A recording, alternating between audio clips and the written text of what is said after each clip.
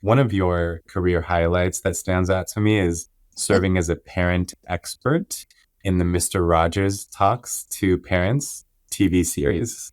We So I actually just wanted to ask you before we launch into the content of the new book here, what was it like to work with Mr. Rogers and his team? Well, first I was. It was. It was incredible to be invited. When I didn't know them, I didn't approach them. I had it just out of the blue got a call and then was asked to be interviewed by the psychiatrist he worked with most regularly, Margaret McFarland.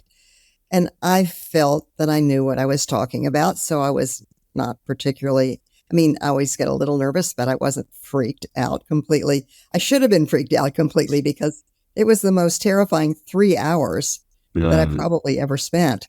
She grilled me on everything, just grilled me, pushed. And that I made it through that hurdle was pretty amazing. And then to go and work closely with Fred, who became a close personal friend. Oh, yeah? After that experience, yes. When I used to go, I'm from West Virginia, and when I would go home to see my mother, there was no direct flight from where I lived to Charleston, West Virginia. So I would take a flight to Pittsburgh and, leave the plane, run to Family Communications, spend a couple of hours with Fred and Bill Eisler and the crew at Family Communications, and then run back to the airport and get on the plane and go home. So I just so valued Fred and Joanne Rogers and the whole team I worked with. With Fred, what you saw on television is exactly what he was like. You remember? When he first took me out for lunch, he took me to the club that he always went to for lunch, and he ordered Jell-O. And I thought, what would Mr. Rogers eat for lunch? Jell-O. Of course he would eat Jell-O. It just was exactly what he was like. He was very caring. When my mother was in the hospital once, he just did everything he could to help to make sure that it was okay. Just a very caring man. He asked me with another person to help figure out what his legacy should be when he took Mr. Rogers off the off air for a while. Now it's back, but it just a very important relationship in my life, and and he introduced me to my editor, the editor whom I've had ever since. Not directly, but he was Fred's editor. And when I met him at the launch of a series of books for Fred, I went, I want to work with you. So we have ever since. Wow. Well, I think people will be encouraged and maybe almost relieved to know that Mr. Rogers really was as he appeared on TV. That's good to know. It was funny. Some people have a carefully crafted persona of being so kind and wise, but no, this was the real thing. No, he was deeply thoughtful.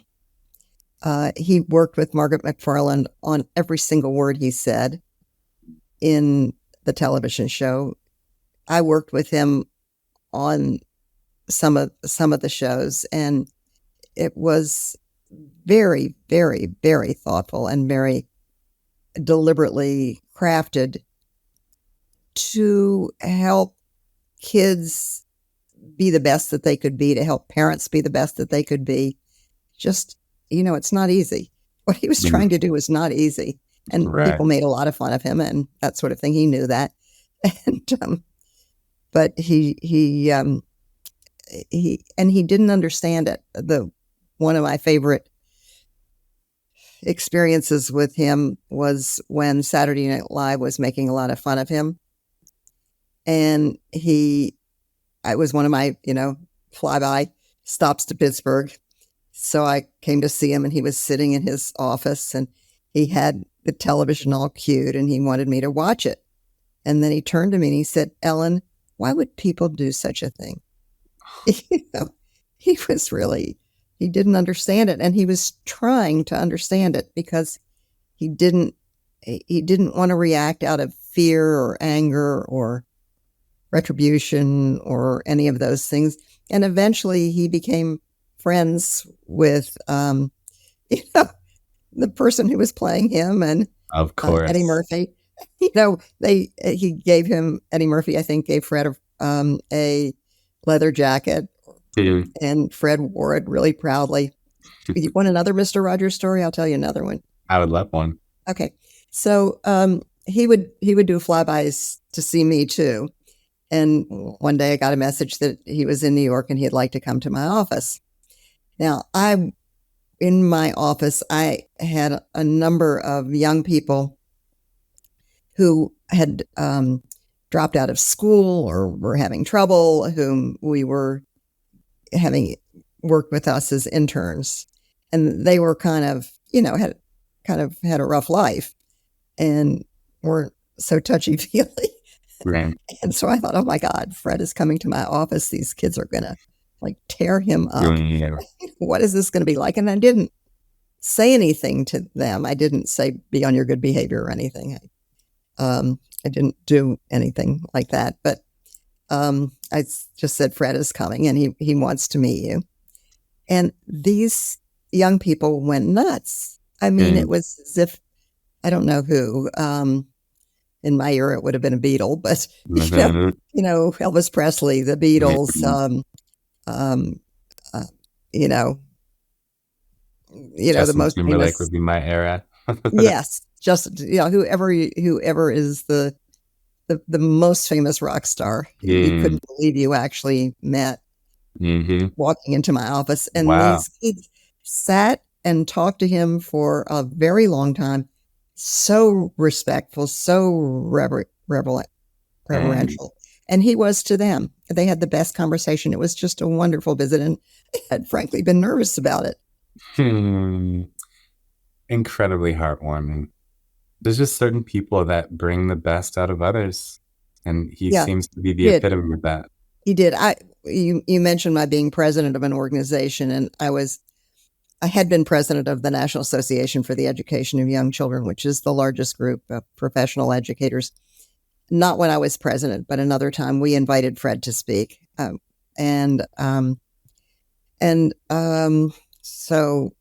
I was sitting in the front and I turned around and I looked at the aisles, and maybe they were 8,000 people there. I don't know. A lot of people, a lot of teachers, early childhood teachers.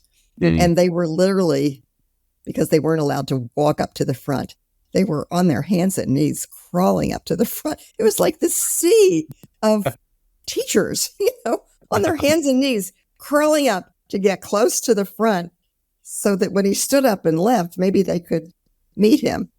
Oh my goodness. They were trying to stay down out of people's line of sight, I'm gathering. Or something like that. Security was going to stop them from doing it. I see. I don't know. I don't remember what the security was like. Honestly, I just remember that they were, crawling up, lots of them.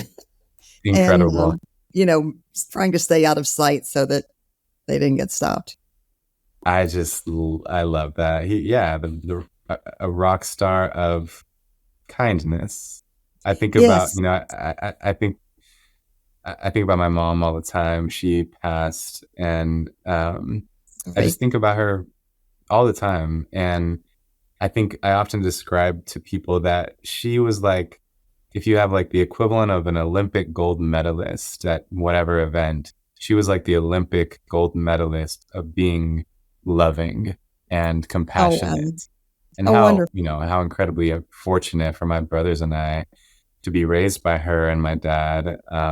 She was just an amazing person. So I think I say that because I think of Mr. Rogers as kind of like an Olympic gold medalist of personability and kindness and warmth. He was, absolutely. And you could tease him. He had a sense of humor. His relationship with Bill Eisler, who remains a good friend, adore Bill Eisler, was, a back and forth, Bill would say, "Oh, cut that out," or "Oh, Fred, you're making me sick. It's too funny," whatever he would say, and it would just go back and forth with just a lot of love between them. Beautiful. It was just totally fun to watch. Beautiful. I mean, I just felt when they chose me, I was doing a lot of wonderful things at the time, but I knew that experience was going to change my life in incredible ways. I just couldn't believe that it had happened to me. And it did.